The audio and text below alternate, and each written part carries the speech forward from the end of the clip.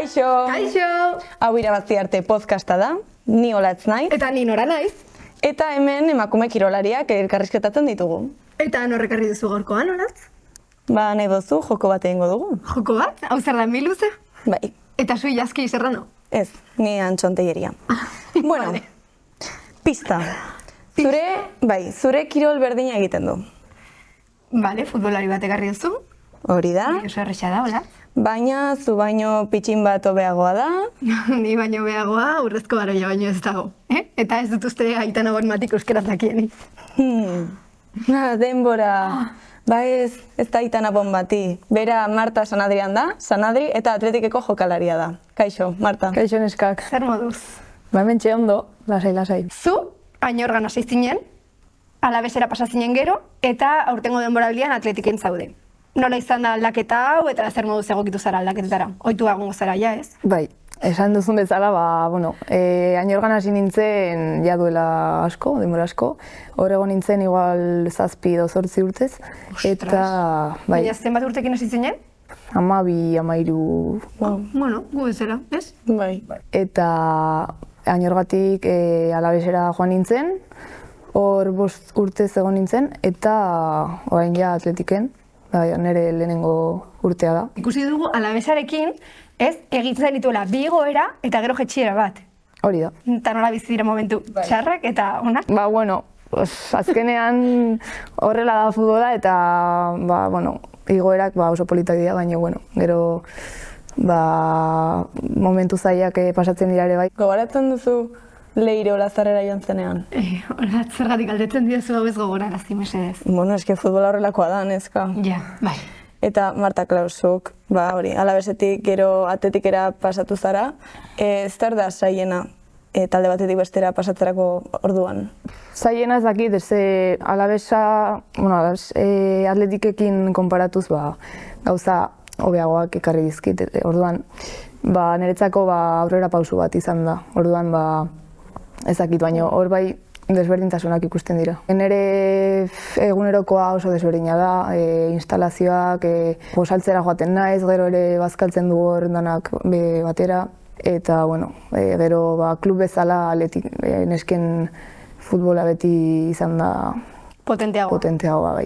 Zainduagoa igual. Hori da, eta denbora gehiago daramatzat ere bai. Noski. Claro, hori da gure nokotasunan egiten duzuen zerbait, ez? Udaleku bat bezala. Bai, nolako izaten da zuen egun normal bat? Hori, joaten naiz gosaltzera, gero dakagu aktibazioa gimnasioan, dakagu gure gimnasioa guretzat, pasada bat da, da super handia.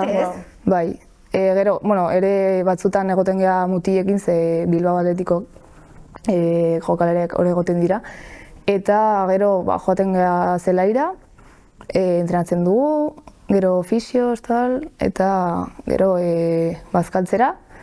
Eta ere daude egunak 2 sesio ditugula. Bi sesio, bi entrenamendu batean? Egun horietan daukagu gimnasio arratsaldean ere bai, baina normalean bakarrik sesio bat izaten dugu.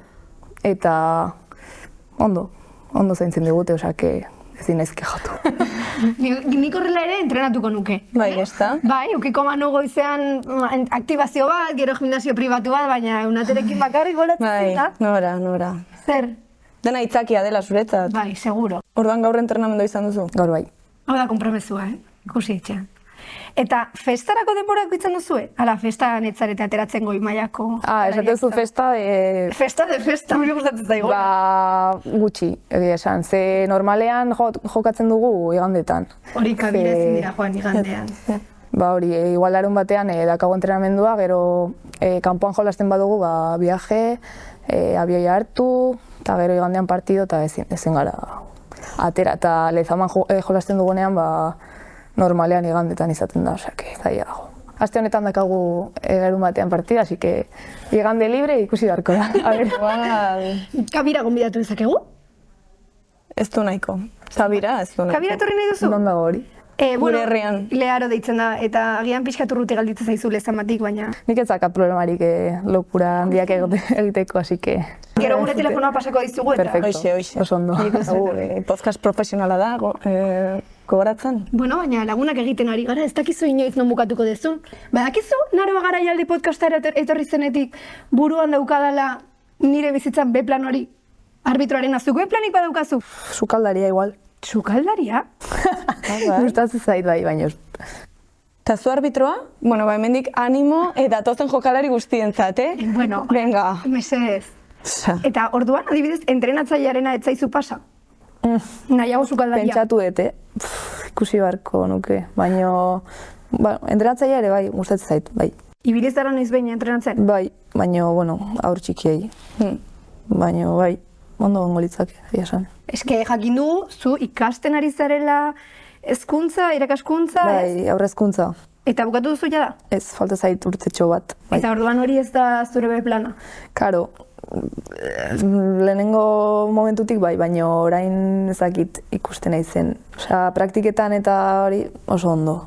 Baina orain ja kostatzen nahi zait pixka, baina bueno. Begira, podcastera etorriko den beste emakume kirolari batzentzat galdera egiteko aukera ematen dizugu. Vale. Nahi baduzu? Baina ezakizun orden. Vale. Hori da. Izan daiteke, bai, triatleta, arbitroa, hori, gero ere bai futbolaria, igual saski baloi jokalaria, orduan orokorrean, galdera bat? Kamara. Galdetuko nioke, ea zenbat denbora daukan festetan ateratzeko. Begira. Oso galdera ona. Asko interesatzen zaigu. Zuri gehiegi. Bueno, holatz. Bueno, elkarrizketarekin jarraitzeko, zure ibilbide honetan zein izan da zure momenturik kutxunena edo, ez dakit, onena? Argi daukat usteet, eta izango zen Alabesekin lortu genuen igoera partidoa. Zer guai, imaginatzen? Zuketan nik noiz behin hori lortzea. Eta zein izan da zure momenturik txarrena ere kotilatzen jarraitzeko? Momenturik txarrena? Ezakat bat zehatza, baina igual esango nuke jokatzen ez dudan momentutan edo kostatu izan zaidan momentuak. Igual ez jakitea momentu hori buelta ematen. Ja, eske hori nahiko gogorra izan behar da, ez? Psikologikoki zuek badaukazue laguntza psikologikoa? Bai, badakagu mutiko bat laguntzen diguna. Eta oso garrantzitsua da gauza hauetan pertsona bat izatea hor laguntzeko, ze batzutan ez diegu garrantzia handia ematen, baino guretzat pieza oso garrantzitsua da bai. Eta orain ega lagunak garela? Fiska saltxoan jarriko gara. Venga. A ber, badaukazu talderen bat litzaizuke nahi inoiz gustatuko jokatzera joatea? Ez. Eta bat asko desiatzen duzu, no? Edo zura amets bat, karreran? Nera ametsa izango zen selekzioarekin zerbait jokatzea, mundiala edo, hori izango zen. Baina bestela talde osonak daude, baina bueno, ni oraingoz ondo nago atletiken osake. Eta zuk jokatu izan duzu zure idola baten aurka edo? Bai, duela gutxi Aitana Balon de Oro beraren kontra eta gero askoz gehiago daude Real Madridko jokalariak beste maila batean daude ere bai. Bueno, gonbidatu ditzakegu, ez? Real Madrilekoak esan nahi dut, Aitana Bonmati, zuk bere kontaktua daukazu? Oso zaila izan zen, gainera Lezamara etorri zirenean, jendea zegoen burutik jota, osea, eta ni gainera joan nintzen bere bila eskatzera firma bat, osea, favore bat bezala, bai. Eta horrela, jake golak sartzen dituzun, nori gustatuko litzaizuke gol bat sartzea? Neri berdin zait, osea, oraintxe bertan, akizea. Ze gol bat, bakarrik gol bat daramat,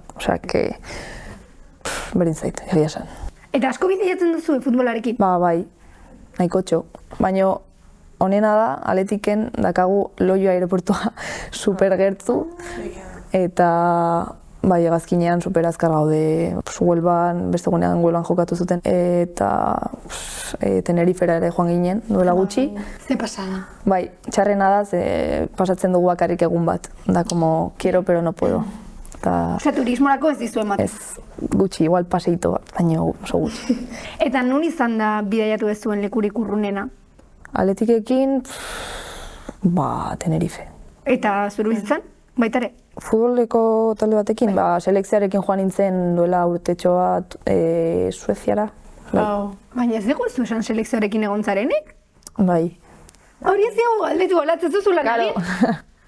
Hori zure Nik egin behar dutena? Bueno, hori bai. Kontatu, Marta. Egon nintzen sub-hogeita irurarekin, bi hiru entrenamendu. Eta, bueno, joan ginen hori astetxo bat Sueziara.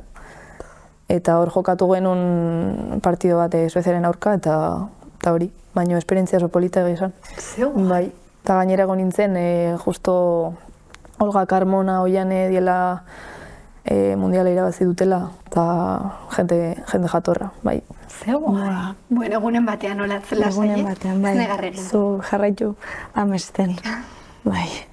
Bueno, listo, bai, ja. Galdera guztiak egin ditugu. Ez, azkena falta da. Beti egiten dugu berdina. Ta da, Marta, zer esango zenioke zure 15 urteko Marta horri, ze aholku emango zenioke orain? Azkenean futbola denbora gutxi irauten du, ze gure gorputza ez dago betirako prest, baino bere ametsa bada futbolan jokatzea, jarraitzea eta bere jendeak esaten duenari oharrak hartzea, baino berak badauka ideia hori buruan jarraitzea bere ideiari eta esfortzuarekin eta sakrifizioarekin dena lortu daitekela. Aholku oso ona. Bai, agian nik aplikatu beharko nuke ez. Gaurko podcastean esango dut, bai, Olatz. Agian, bai. Bueno, eta ja lagunak egin garela gogoratuko dut berriro, larun batean kabira guaztela, gurekin etorri nahi baldin bat. Perfecto, niretzat primeran. Eskerrik asko, Marta, zure aholkuengatik. Beste bat arte, mil eskerrik asko neskak. Zuri. Bueno, eta zuei eskerrik asko, ez? Hurrengo astean egongo gara berriro, ez dakigun horrekarriko dugun, Olatzek norrekartzen duen, bere kontaktuekin. Bakizu, sorpresa kutxa bat naizela. Mil ostera jokatuko dugu berriro ere. Hoixe. Eskerrik asko entzuleok eta ikusle guztioi. Datorren astera arte. Aio!